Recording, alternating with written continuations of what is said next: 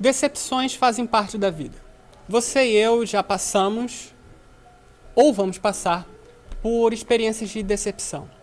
Como lidar com isso e como ir adiante? Você vai descobrir hoje em Vencendo as Adversidades. Nós estamos numa série cujo objetivo é auxiliar você a viver da melhor forma possível em Deus e lidar com as adversidades da vida de forma a honrar a Deus e viver uma vida plena. Nosso objetivo é mostrar através das Escrituras como Deus permite que determinadas circunstâncias ocorram e como personagens bíblicos, com seu relacionamento com Deus, Deus permitiu que eles passassem por essas circunstâncias e como eles, em Deus, venceram ou lidaram com essas circunstâncias. Também estamos levando em consideração que quando a gente pensa em adversidade, não estamos falando apenas das grandes e dolorosas situações que ocorrem na vida, como a doença, como o luto, como uma tragédia, um desastre natural ou questões financeiras. Estamos pensando numa série de situações e uma série de emoções e realidades que podem nos ocorrer e que são dores, tribulações, situações difíceis que temos que levar em consideração. E uma delas que nós estamos vendo é hoje sobre decepção. Nós, para isso, vamos estudar a Bíblia no capítulo de número 9 de Josué. É um texto relativamente desconhecido.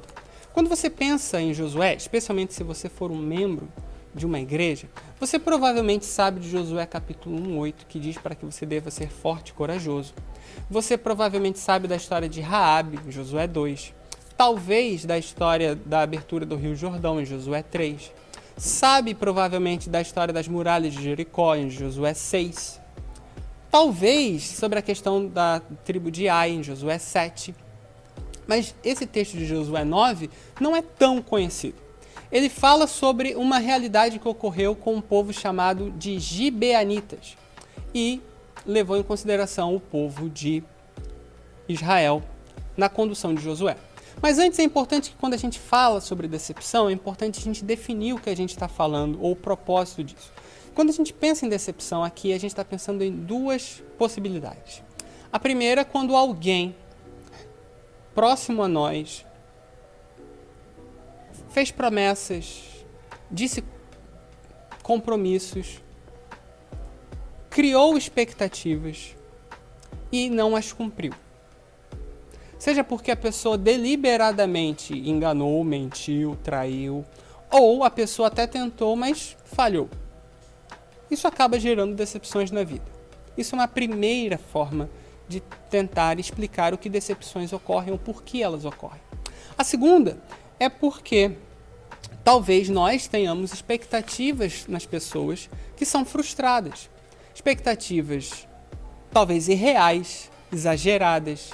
Expectativas não assumidas, ou seja, você espera que a pessoa faça uma coisa, mas você nunca falou nada disso para ela.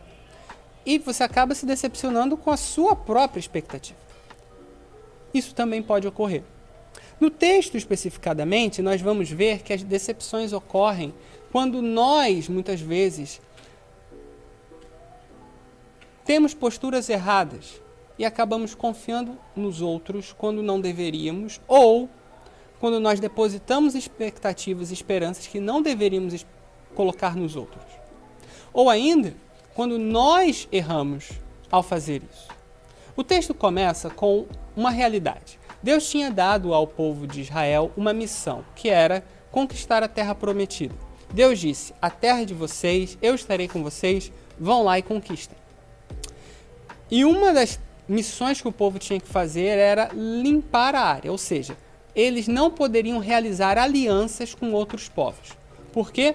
Porque se ao fazerem isso, eles provavelmente se afastariam de Deus, como a Bíblia vai mostrar ao longo do livro de Juízes, por exemplo.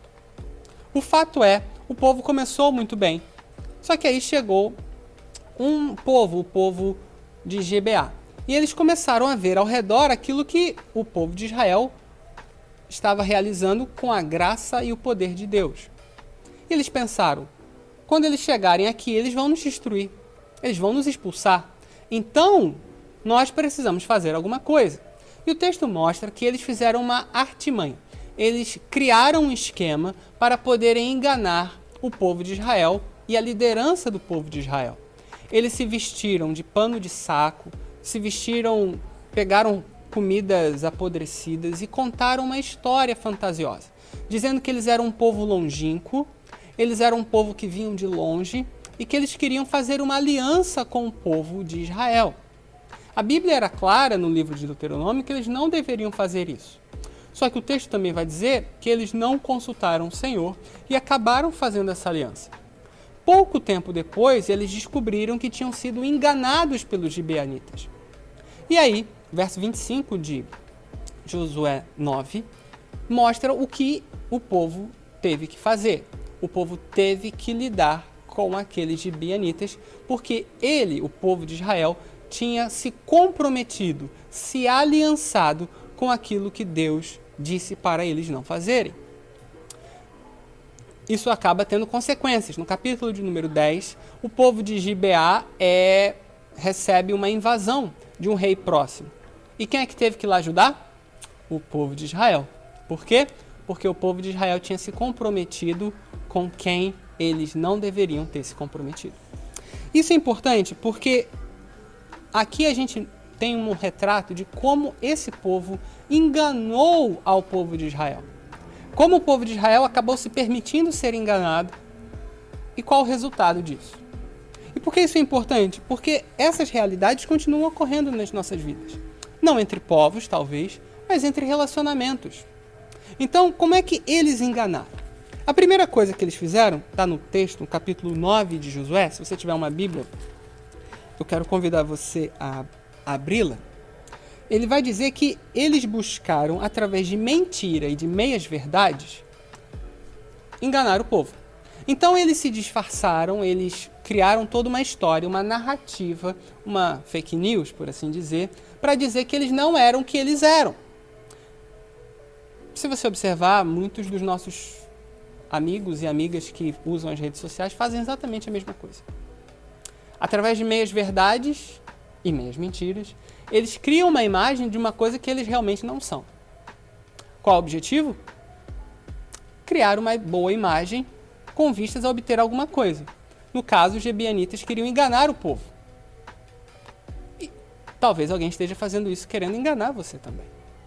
O fato é, eles usaram de mentiras e meias-verdades para conquistar o que eles queriam. Isso é importante porque às vezes estamos rodeados de pessoas e amizades que usam as mesmas táticas. Com qual objetivo? Não sabemos. Mas o ponto é, se você se relacionar de forma equivocada com essas pessoas, você provavelmente se decepcionará com elas. A segunda forma que eles fizeram foi através da bajulação. Então, se você observar no verso de número 9, eles vão falar do quão grande era a fama de tudo que foi feito, e de como o povo e os líderes eram inteligentes e poderosos. A bajulação, o livro de Provérbios vai mostrar, é um poderoso instrumento de engano. Uma pessoa que bajula, ou seja, que elogia demais sem razão, alguém que enche muito a sua bola sem razão, ela talvez não queira o seu bem. Provavelmente ela está usando isso para, de alguma maneira, obter algum ganho. Foi o que eles fizeram. Uma terceira coisa que eles utilizaram para enganar ao povo, e pessoas fazem isso até hoje, é um discurso convincente. Eles fizeram um discurso bem amarradinho. Eles pegaram um alimento bolorento para dizer que aquele alimento era um alimento que estava há muito tempo. Eles criaram toda a história. Nós vivemos num mundo de narrativas. Infelizmente, a verdade tem sido desvalorizada em muitas áreas. As pessoas contam uma história, criam detalhes absolutamente mentirosos, mas ainda assim, porque contam bem uma boa história, elas acreditam. E por que isso é importante? Porque às vezes relacionamentos com pessoas ao nosso redor também são assim. Quando a gente fala desse jeito, não é cômodo, mas a verdade é, nem todo mundo que está próximo de você realmente quer o seu bem. Às vezes a pessoa gosta daquilo que você oferece, do seu talento, do seu serviço, de algum ganho que ela possa obter de você. Mas ela não necessariamente gosta de você. Você precisa ficar ligado. Então, como é que eles fizeram isso? Eles usaram um discurso convincente, mentira e bajulação. Se tem alguém assim próximo de você, é bom ficar ligado. Mas o povo também vacilou, os líderes também vacilaram. Da mesma maneira que nós vacilamos muitas vezes e criamos, por exemplo, expectativas irreais, ou as pessoas fazem promessas e a gente aceita-as sem parar para pensar na viabilidade. Como é que o povo errou? Como é que o povo acabou se deixando levar e acabou entrando num caminho de decepção?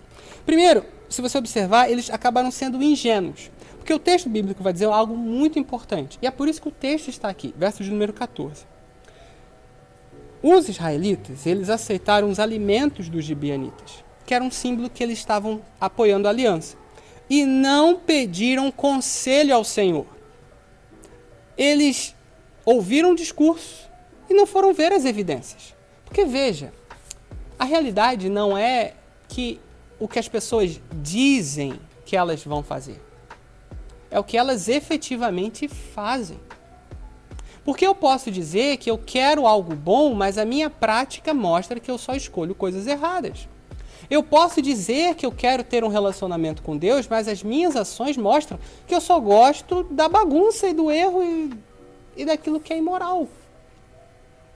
Nós muitas vezes não conferimos porque achamos que isso não é algo educado, polido, mas é importante saber uma realidade. Por um lado, devemos confiar nas pessoas, mas também as pessoas precisam se dar a confiança. Tem uma frase interessante do Ronald Reagan, presidente americano na década de 80, que ele dizia o seguinte: Trust, but verify. Ou seja, ele disse o seguinte: você tem uma realidade, você deve confiar, mas é bom que você verifique também. Porque veja, se a pessoa está falando a verdade, você verificou e viu que ela de fato falou a verdade. Ótimo. Mas se não, você sabe que ela não é tão confiável assim. Então a primeira coisa é a gente precisa entender que talvez nós estamos sendo muito ingênuos, assim como eles foram. Segunda coisa é que talvez, e aí a gente não pode afirmar porque o texto bíblico não crava isso, mas os comentaristas bíblicos apontam, é que talvez houve uma soberba por parte dos líderes. A ideia de que eles tiveram grandes vitórias, que Deus os usou poderosamente, então, bom, nós podemos fazer o que quiser porque nós somos bons. E aí a gente esquece que toda boa dádiva vem dos céus e vem do Senhor. Então, às vezes, a gente se acha muito. Uma das sacadas da bajulação é justamente isso. A pessoa tenta trabalhar no seu ego para que você, de alguma maneira, acabe cedendo e acabe sendo dominado. Uma terceira coisa que eles fizeram é que eles tomaram uma decisão de forma precipitada, na correria. Porque, veja, já que o povo chegou, eles podiam ter tido tempo para consultar o Senhor, ouvido a resposta do Senhor e depois ter feito isso. Mas eles já tomaram a decisão. Às vezes a gente é precipitado na escolha das nossas amizades, na escolha dos nossos relacionamentos, com quem nós abrimos o nosso coração, com quem nós compartilhamos a nossa intimidade. E depois a gente se arrepende. E uma quarta coisa que o povo cometeu de erro, e que talvez você também possa estar fazendo sem perceber, é que eles não consultaram ao Senhor. E porque eles não consultaram ao Senhor, outras pessoas tiveram a última palavra. Não foi Deus que disse para eles, não foi Deus que confirmou para eles, não foi Deus que os orientou. Eles tomaram as decisões por eles mesmos. E eles acabaram se decepcionando. Por quê? Porque agora eles tinham que lidar com um incômodo na vida. Porque é isso que acaba gerando determinadas circunstâncias que nos decepcionam. Ok, eles fizeram isso, eles erraram, o povo de Gibeá também errou porque os enganou. E aí, o que a gente faz? Porque pode ser que você também esteja numa situação dessa. Ou, quem sabe, talvez vá passar por uma situação dessa. O que fazer? Bom, o texto nos ensina e nos mostra o que eles fizeram e o que nós podemos, como princípio, fazer também. A primeira coisa que eles fizeram foi assumir o prejuízo. Isso é um ponto interessante, está no verso de número 22. O povo descobriu que os habitantes de Gibeá mentiram e Josué foi lá falar com eles e disse o seguinte: olha, por que vocês nos enganaram dizendo que moravam bem longe quando na verdade vocês moram aqui perto? E aí o texto continua e o povo de Israel assumiu o compromisso que fez. E isso é importante, porque uma das coisas que às vezes impede a gente de ir adiante quando a gente passa por um momento de decepção é que a gente não assume que nós também temos parte, ou às vezes nós somos inteiramente culpados da responsabilidade de sermos decepcionados. Porque veja, nós temos dificuldade para assumir para nós mesmos os nossos erros. E a decepção, ela é um erro. Um erro que o outro pode ter cometido, mas um erro que nós podemos ter cometido em relação às pessoas. Às vezes nós temos a ideia, por exemplo, que todas as pessoas ao nosso redor têm boas intenções. Da mesma maneira, isso é especialmente importante para você que é membro de uma igreja. Às vezes você tem uma ideia de que todos os membros da sua igreja querem ter um relacionamento profundo com Deus. Isso não é verdade. A Bíblia é clara em dizer que tem muita gente que não quer nada com Deus. Aí você pergunta, mas por que ela está na igreja? A Bíblia vai dizer que muitas vezes não foi Deus que colocou ela lá. Às vezes ela está porque os benefícios sociais de ser membro de uma igreja são bons, mas ela não quer uma vida com Deus. O resultado disso é que a gente esquece que pecadores pecam. E o ponto é, às vezes colocamos e depositamos esperanças que não deveríamos. Então a gente precisa assumir o prejuízo, assumir que tomamos decisões erradas, assumir que nos aliançamos com pessoas que não deveríamos, assumir que criamos expectativas que não deveríamos ter criado, assumir que às vezes uma determinada pessoa que nos enganou, que mentiu, que agiu de forma inadequada, ela às vezes deu uma série de sinais antes e a gente fechou os olhos para os sinais errados que ela fez. Então a primeira coisa que a gente precisa fazer é assumir o BO, por assim dizer. Assumir que a gente errou e assumir o prejuízo eventualmente. Porque é isso que o povo fez, porque no capítulo 10 eles tiveram que lidar com um povo que não era o povo de Deus. E eles foram lá e resgataram, porque eles assumiram a má decisão que tomaram. Mas isso não significa que as coisas precisam ficar exatamente do jeito que ficaram antes. A segunda coisa que eles fizeram foi alterar e repactuar o relacionamento deles. Está no verso de número 25. Ou melhor, verso de número 23, perdão. Olha o que Josué diz para o povo. Agora vocês estão sob maldição e entre vocês nunca deixará de haver escravos, rachadores de lenha e tiradores de água para a casa do meu Deus. E o verso 27 repete isso. Aí você lê o texto e diz, o que isso significa? Significa o seguinte, Josué chegou e disse, olha, nós temos um compromisso, nós somos pessoas de palavra. Nós vamos proteger vocês porque nós fizemos aliança com vocês. Só que vocês saibam de uma coisa, vocês não terão o mesmo relacionamento que tinham com a gente antes. Vocês agora serão os rachadores de lenha, vocês serão pessoas que vão fazer determinadas coisas pra gente. E por que isso é importante? Porque às vezes a gente acaba se decepcionando com as pessoas que às vezes não deveriam estar no nosso círculo de relacionamento, mas nós continuamos nos relacionando com aquelas pessoas, ou nos relacionando do mesmo jeito. E o texto nos mostra um princípio interessante. Não poucas vezes a gente precisa mudar a forma como a gente se relaciona com essas pessoas. E aqui eu sugiro a você que você possa, se puder, ver uma mensagem sobre o valor do perdão e a importância de perdoar e entender que perdoar não é fingir que as coisas voltaram da mesma forma. Se você observar aqui no link do vídeo, você vai ter o acesso a esse sermão. O ponto é, nem sempre o relacionamento pode continuar do mesmo jeito. Às vezes um relacionamento íntimo precisa ser reduzido para um relacionamento menos íntimo. Às vezes um vínculo de trabalho precisa ser terminado. Às vezes uma parceria comercial precisa ser encerrada. Nós precisamos ter consciência disso. Uma terceira coisa que ele nos mostra é que nós precisamos abrir o olho para evitar novas situações. O texto bíblico vai mostrar nos próximos capítulos que depois dessa situação o povo de Israel não mais cometeu esses erros. Ele cometeu outros erros, outras questões, mas não esse necessariamente. E como é que a gente abre o olho e evita problemas? Como é que a gente evita de ser cotidianamente sendo levado à decepção. Porque veja, se a gente não fizer isso, se a gente não se precaver com isso, a gente pode acabar entrando numa espiral danosa à nossa vida e à vida daquelas pessoas que nós amamos. Porque veja, se a gente acaba se decepcionando muito e continua repetidamente decepcionando-se, a gente corre o risco de se tornar uma pessoa amarga, ressentida, com rancor, sem confiar em ninguém. E isso é muito danoso para os relacionamentos. É muito danoso você viver num ambiente onde você não confia nas pessoas ou não confia em ninguém. É muito complicado você dizer, por exemplo, que é membro de uma igreja e você não suporta ninguém daquela igreja. Você odeia todo mundo, você não gosta de ninguém. Como é que você vai ficar lá? Da mesma maneira na sua família, no seu trabalho.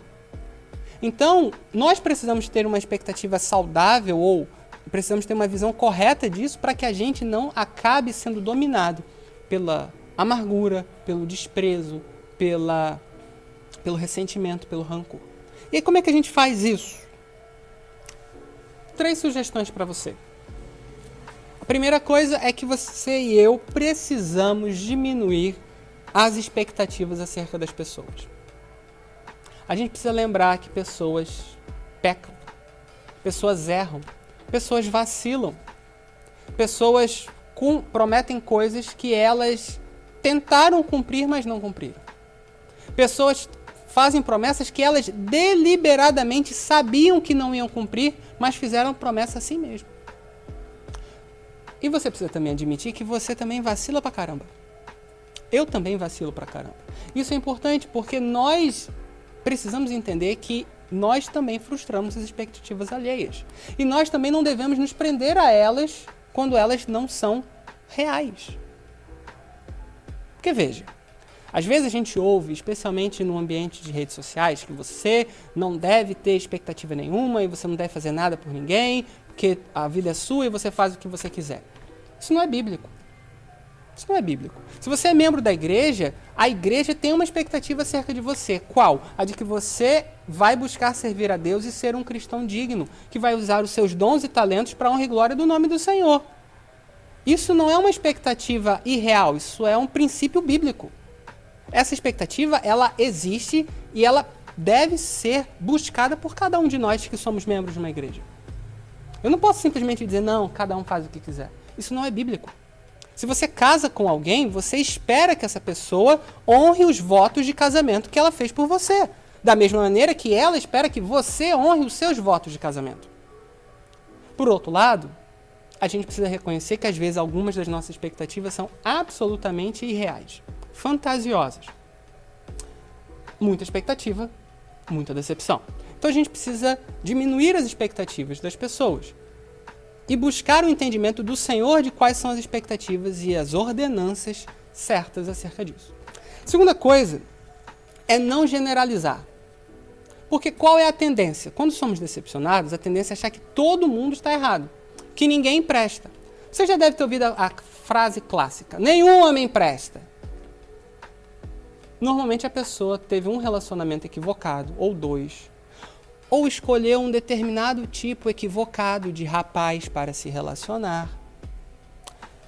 E aí, quando quebra a cara, porque o rapaz deu vários sinais que não deveria ser a pessoa, mas ela seguiu, enfim. Aí ela quebra a cara e diz, nenhum homem presta. Isso é uma tolice. Primeiro, porque assim como a Bíblia diz que todos pecaram, a Bíblia diz que há pessoas que são servas do Senhor. Logo, a ideia de que ninguém vale nada, ou que nenhuma igreja presta, ou qualquer coisa do gênero, não é real. Portanto, a gente não pode generalizar as coisas. As pessoas são diferentes. E mesmo as pessoas que erraram podem mudar. Só que, obviamente, isso leva um tempo, isso é uma jornada.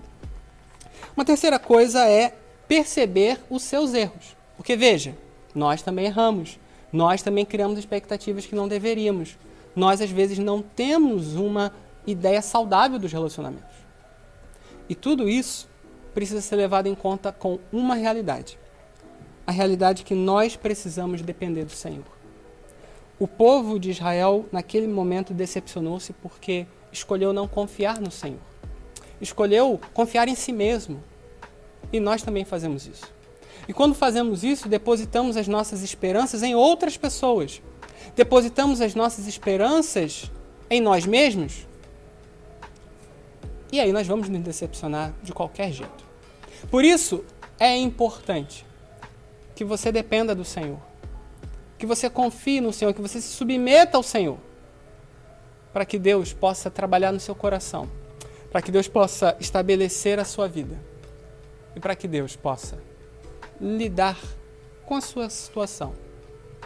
Meu desejo a você é que Deus te abençoe, que Deus te dê direção, que Deus te dê discernimento para saber tomar as melhores decisões, ter as expectativas corretas da forma correta e viver uma vida plena com o Senhor.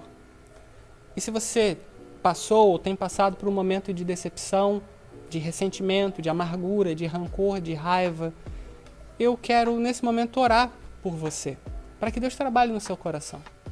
Porque você não fica melhor tendo raiva e amargura na vida. A sua família não fica melhor, a sua igreja não fica melhor, as suas emoções não ficam melhores em meio a essa dor e essa amargura. Então vamos orar. Senhor, nesse momento queremos orar por todos aqueles que aqui estão vendo e ouvindo esse vídeo e que talvez estejam lidando com questões relativas a decepções, amargura, rancor, ressentimento, falta de perdão, promessas que foram quebradas, traições. Eu não sei, mas o Senhor sabe. Pedimos que o Senhor traga o bálsamo, a cura, a convicção da mudança e que o Senhor possa trabalhar no coração dessas pessoas. E que elas possam, Senhor, serem curadas pelo Senhor, de tal forma que elas vivam uma vida plena no Senhor e que elas possam ir adiante, que elas não possam ser paralisadas, que elas possam continuar seguindo ao Senhor e vivendo uma vida para a glória do Teu nome, sem amargura na vida, sem ressentimento, perdoando e sendo perdoado. Essa é a nossa oração no nome de Jesus. Amém. Deus abençoe você, Deus abençoe a sua família, que você possa viver uma vida para a glória de Deus, uma vida para Deus.